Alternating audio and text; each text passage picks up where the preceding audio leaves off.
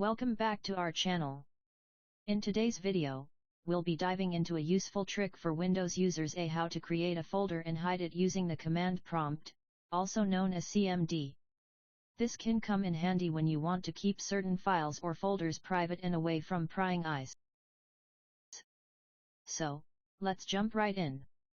On your desktop, right-click and press New, select New Folder to create a folder or directory on your desktop.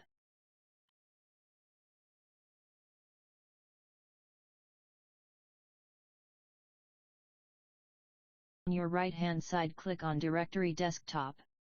Select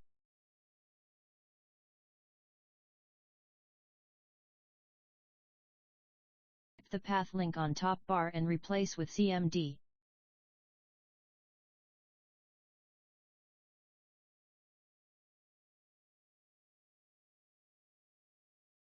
Now comes the interesting part, hiding the folder. To do this, we'll use the attrib command with some specific parameters. Attrib and h and s and r folder name. The +h attribute hides the folder, and the +s attribute makes it a system folder. Let's make sure the folder is indeed hidden.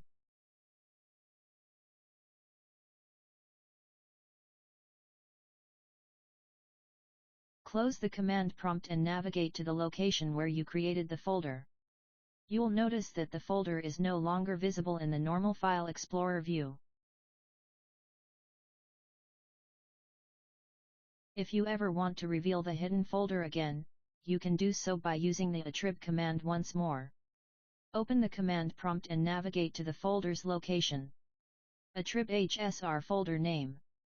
The H attribute removes the hidden attribute, and the S attribute removes the system attribute.